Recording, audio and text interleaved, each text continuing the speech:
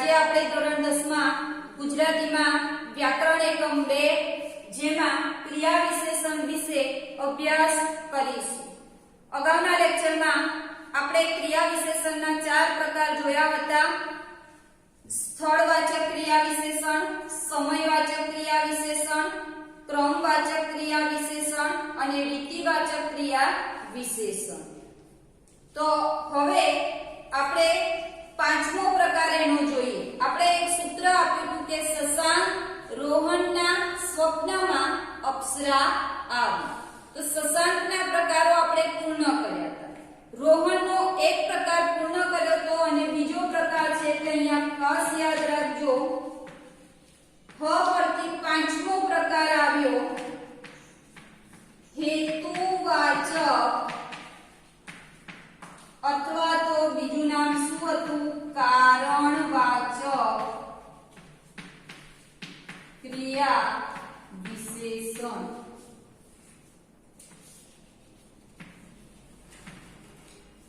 તો સૌપ્રથમ વિદ્યાર્થી મિત્રો આપણે જોઈશું એની વ્યાખ્યા। હવે ખાસ યાદ રાખજો, આ પ્રકાર પણ તમારે ખાસ પૂછાય છે। તો જે પદ ક્રિયાપદનું હેતુ કે કારણ દર્શાવે તેને હેતુવાચક ક્રિયા વિશેષણ કહે છે। કે જે પદ ક્રિયાપદનો હેતુ કે શું દર્શાવે, કારણ દર્શાવે, તો એને આપણે શું કહીએ છીએ, હેતુવાચક અથવા તો કારણવાચક ક્રિયા વિશેષણ।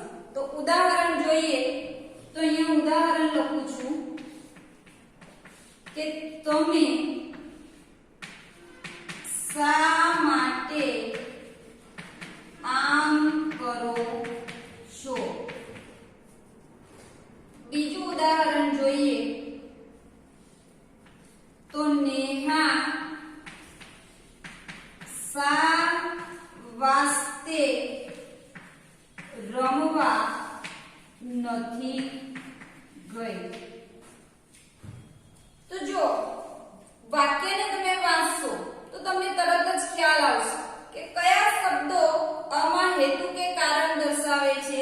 તો તમે શા માટે આમ કરો છો, તો શા માટે એ શું દર્શાવેલું છે, એનું કારણ કે આમ કરો છો, પણ કે શા માટે, શા કારણથી તમે આમ કરો છો। બીજું વાક્ય આપણે જોઈએ તો નેહા શા વાસ્તે રમવા નથી ગઈ। શા વાસ્તે, તો શા વાસ્તે એ પણ વાક્યનું શું દર્શાવે છે, કારણ કે હેતુ દર્શાવે છે। તો આ સિવાય વિદ્યાર્થી મિત્રો બીજા કયા કયા શબ્દો આવે તો આપણે જોઈએ કે ને લીધે આવે, શા માટે, શા વાસ્તે આવે, પછી શા કારણે વગેરે શબ્દો આવે। ને લીધે, શા માટે, શા વાસ્તે, શા કારણે વગેરે જ્યારે શબ્દો ઉદાહરણમાં આપેલા હોય તો એને આપણે હેતુવાચક અથવા તો કારણવાચક ક્રિયા વિશેષણ કહેવામાં આવે છે। ચલો પછી ન પરથીનો પ્રકાર જોઈએ, નકારવાચક। છઠ્ઠો પ્રકાર છે નકારવાચક ક્રિયા વિશેષણ।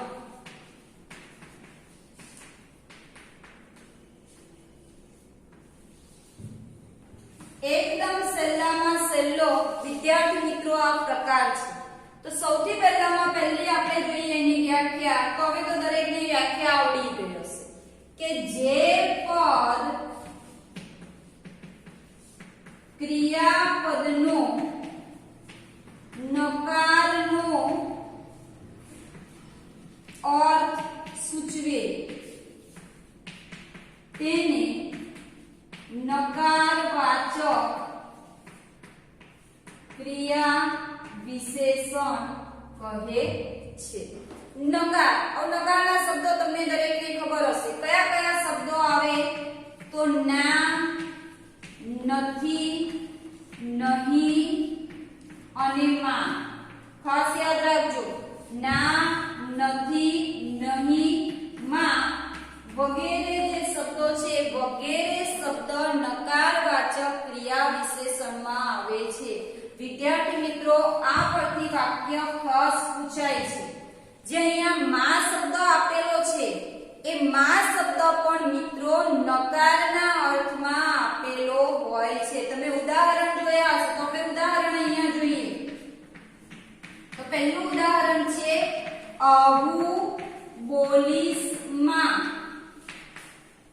તો અહીંયા જો વાક્ય જે આપેલું છે આવું બોલીશ માં, તો માં જે શબ્દ છે એ માં શબ્દ શાના અર્થમાં પ્રયોજાયેલો છે? નકારના અર્થમાં. શાના અર્થમાં પ્રયોજાયેલો છે? નકારના અર્થમાં.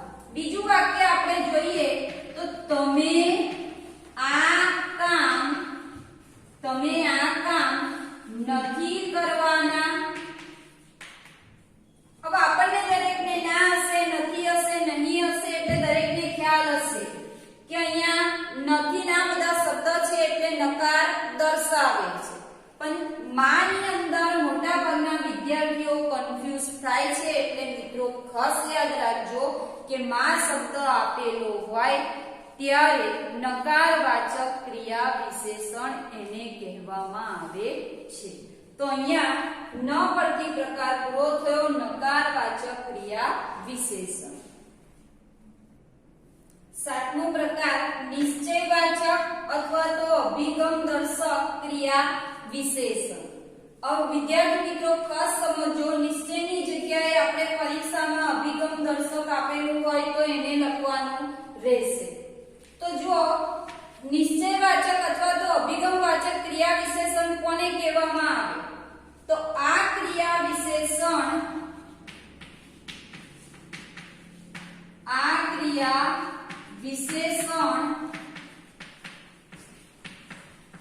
ક્રિયા જરૂર બનશે. શું ક્રિયા જરૂર બનશે એવો નિશ્ચય દર્શાવે છે. આ ક્રિયા વિશેષણ ક્રિયા જરૂરથી બનશે જ, એમાં કોઈ પણ પ્રકારની શંકા રહે નહીં. જરૂર કોઈ પણ કાર્ય થશે એના અર્થમાં વિદ્યાર્થી મિત્રો આ ક્રિયા વિશેષણ પ્રયોજાય છે. તો આપણે જોઈએ કે આ ક્રિયા વિશેષણમાં કયા કયા શબ્દો આવે? તો જરૂર, ખરેખર, અવશ્ય, ખચિત, સાચે જ, નિસંદેહ વગેરે જેવા શબ્દો આ ક્રિયા વિશેષણમાં આવે છે. ઉદાહરણ તરીકે આપણે જોઈએ તો નેહા જરૂર આવશે જ. નેહા જરૂર આવશે, તો અહીંયા જરૂર આપેલું છે તો તમે નિશ્ચયવાચક અથવા તો અભિગમવાચક ક્રિયા વિશેષણ લખી શકો છો. ખાસ યાદ રાખજો, આ મોસ્ટ આઈએમપી છે. આ પણ પ્રકાર બોર્ડમાં મિત્રો પૂછાય છે. ચલો ત્યાર પછી શશાંક, રોહન પૂરું થયું. હવે શું આવશે? સ્વપ્ન. શું આવશે? સ્વપ્ન.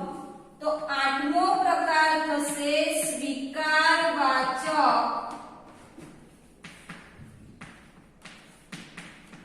ક્રિયા વિશેષણ. આઠમો પ્રકાર કયો થશે? સ્વીકારવાચક ક્રિયા વિશેષણ. તો એની વ્યાખ્યા જોઈએ કે જે પદ ક્રિયાનો સ્વીકાર દર્શાવે તેને સ્વીકારવાચક ક્રિયા વિશેષણ કહે છે।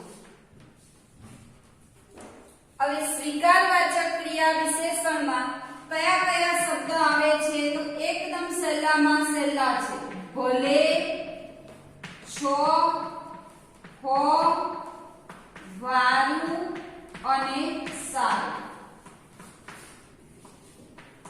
વગેરે। કયા કયા?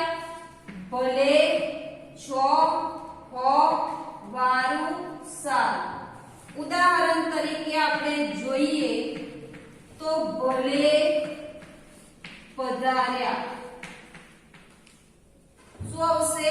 ભલે પધાર્યા। બીજું ઉદાહરણ આપણે જોઈએ તો ભલે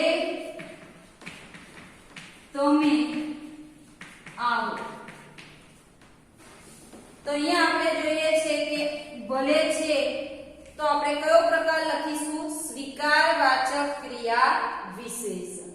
હવે પ પરથી આવશે પ્રશ્નાર્થવાચક ક્રિયા વિશેષણ। પ્રશ્નાર્થવાચક ક્રિયા વિશેષણ તો વ્યાખ્યા આપણે જોઈએ કે જે પદ ક્રિયાપદની સાથે આવી પ્રશ્નાર્થનું સૂચન કરે તેને પ્રશ્નાર્થવાચક ક્રિયા વિશેષણ કહે છે। अब विद्यार्थी मित्रों તમે ખાસ યાદ રાખજો કે પ્રશ્નાર્થવાચક ક્રિયા વિશેષણ અને અનુકરણવાચક ક્રિયા વિશેષણ એ આપણા અભ્યાસક્રમમાં નથી, પણ બોર્ડ છે એટલે બોર્ડમાં ગમે તે ક્રિયા વિશેષણના પ્રકારો પૂછી શકે। હવે આ અનુકરણવાચક જે ક્રિયા વિશેષણ છે એ અનુકરણવાચક ક્રિયા વિશેષણનો સમાવેશ રીતિવાચકમાં કરી દીધો છે। જે રીતે આપણે અભિગમનું જોયું કે અભિગમનો નિશ્ચય એ જ રીતે રીતિવાચકનો અનુકરણવાચકમાં, પણ તેમ છતાં પણ આપણે એની માહિતી મેળવવી જરૂરી છે। તો ઉદાહરણ તરીકે આપણે જોઈએ તો તમે ક્યારે આવશો? પાછળ પ્રશ્નાર્થ ચિહ્ન તો આપેલું છે, પણ ક્યારે? શાનાથી પ્રશ્ન પૂછ્યો છે? ક્યારે। બીજું ઉદાહરણ જોઈએ, મને કોઈ રસ્તે મળે ને કદી પૂછે કે કેમ છે તો કયો શબ્દ આવશે? કેમ। શાનાથી પ્રશ્ન પૂછાયો છે? કેમ। તો આને વિદ્યાર્થી મિત્રો આપણે કયું ક્રિયા વિશેષણ કહીશું? પ્રશ્નાર્થવાચક ક્રિયા વિશેષણ।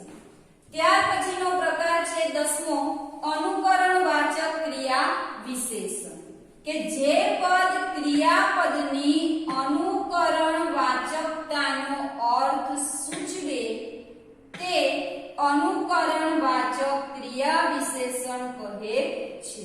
કયા કયા શબ્દો હોય તો ચકોચક, ફટાફટ, છમછમ।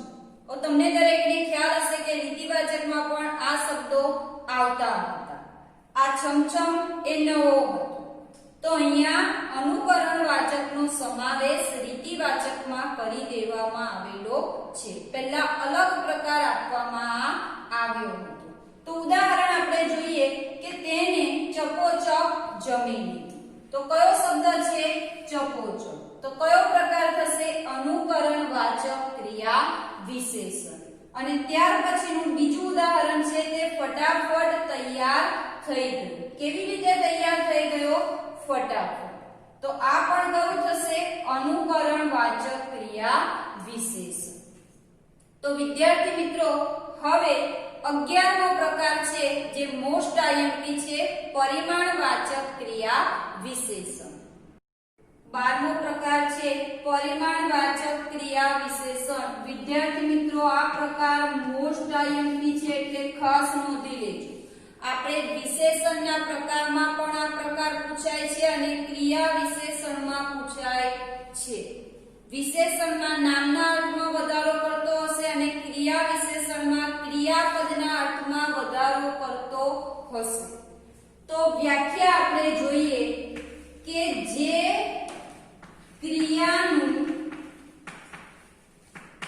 પદ ક્રિયાનું પ્રમાણ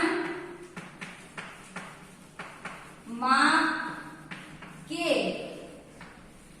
જથ્થો દર્શાવે તેને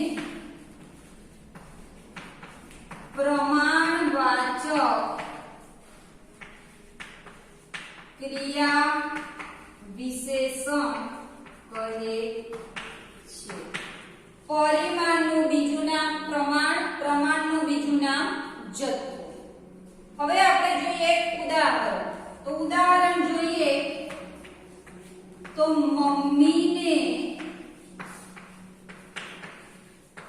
કાજુ ખૂબ ભાવે છે. તો કયો શબ્દ આવ્યો? ખૂબ. આ ખૂબ એ શું દર્શાવ્યું છે? વસ્તુનું પ્રમાણ અથવા તો જથ્થો. બીજું ઉદાહરણ આપણે જોઈએ તો ક્રિશા ઘણું બોલે છે. કેટલું બોલે છે? તો ઘણું.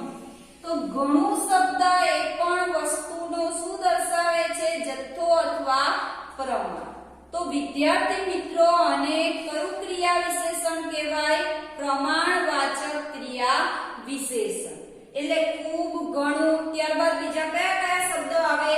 તો જરા, જરાક, લગાર, બસ, તદ્દન, છેક, અતિશય, અંત્યંત, ઘણું, ઓછું, જરા, લગી અને બિલકુલ વગેરે શબ્દ આપેલા હોય તો એને પણ કયું ક્રિયા વિશેષણ કહેવામાં આવે છે? પરિમાણ અથવા તો પ્રમાણવાચક. મિત્રો ખાસ આના જે શબ્દો છે, શબ્દો ખાસ યાદ રાખજો, વારંવાર એને જોતા રહેજો. અને છેલ્લો પ્રકાર છે સ પરથી. અ પરથી અનુકરણ, પ પરથી પરિમાણ અને સ પરથી છેલ્લો પ્રકાર છે સંભાવનાવાચક ક્રિયા વિશેષણ. તો સંભાવનાવાચક ક્રિયા વિશેષણ કોને કહેવામાં આવે? તો જે ક્રિયાની સંભાવના દર્શાવે તેને સંભાવનાવાચક ક્રિયા વિશેષણ કહે છે. હવે સંભાવનાવાચક ક્રિયા વિશેષણમાં કયા કયા શબ્દો આવે? તો આપણે ઉત્પ્રેક્ષા અલંકારને યાદ રાખી લેવા. તો આમાં આપણે જોઈએ તો જાણે, રખે, શકે, કદાચ, ક્વચિત વગેરે. આ બધા શબ્દોનો સમાવેશ શામાં થાય છે વિદ્યાર્થી મિત્રો? સંભાવનાવાચક ક્રિયા વિશેષણમાં. ઉદાહરણ તરીકે આપણે જોઈએ તો હૈયું જાણે હિમાલય. હૃદય એ હિમાલય હોવાની શું વ્યક્ત થઈ છે? સંભાવના. અને કયો શબ્દ આવ્યો? જાણે. બીજું ઉદાહરણ આપણે જોઈએ, રખે પંખો ઉપર પડે. તો કયો શબ્દ આવ્યો અહીંયા? રખે. તો આ શબ્દ એક ક્રિયા થવાની શું દર્શાવે છે? સંભાવના. તો આને આપણે કયું ક્રિયા વિશેષણ કહીશું? સંભાવનાવાચક ક્રિયા વિશેષણ. તો વિદ્યાર્થી મિત્રો, વ્યાકરણ એકમ 2 માં ક્રિયા વિશેષણના 3 પ્રકાર પૂર્ણ થાય છે. અને આપણે ક્રિયા વિશેષણના પ્રકારને યાદ રાખવા માટેનું સૂત્ર કયું છે? શશાંક, રોહન, સ્વપ્ન, અપ્સરા. આવીને લેવાનું નથી. શશાંક, રોહન, સ્વપ્ન અને અપ્સરા. અને આ પ્રકારોમાંથી વિદ્યાર્થી મિત્રો રીતિવાચક, સ્થળવાચક, સમયવાચક અને પ્રમાણવાચક અને અભિગમવાચક આ 5 પ્રકારો બોર્ડની પરીક્ષા માટે મોસ્ટ આઈએમપી છે. વારંવાર આ 5 પ્રકારોના ઉદાહરણ બોર્ડમાં પૂછાય છે. તો મિત્રો, અહીંયા આપણો ક્રિયા વિશેષણનો ટોપિક પૂર્ણ થાય છે.